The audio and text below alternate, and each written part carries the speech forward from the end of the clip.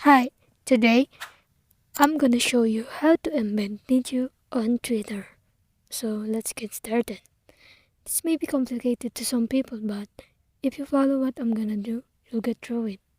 So for example, I want to embed this video right here.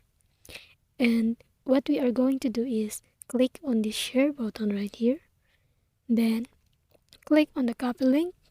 Once you have done it, go to your browser, any browser you are using, and just paste the link in the search box and you will get this tweet right here. So what you're gonna do is click on the three dots at the top right corner and click on embed tweet. This will take you over to this website right here. Copy this code right here and then go back to Twitter. Go to your home page and then create a new tweet and then just paste the whole link in there just like this.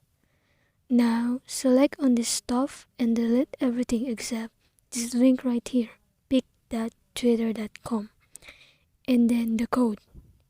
That's what you need to do. So now just add a caption and then click on the tweet icon. That's it. Your tweet was sent. So that's how you embed a video on Twitter.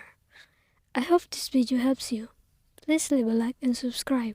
Thank you.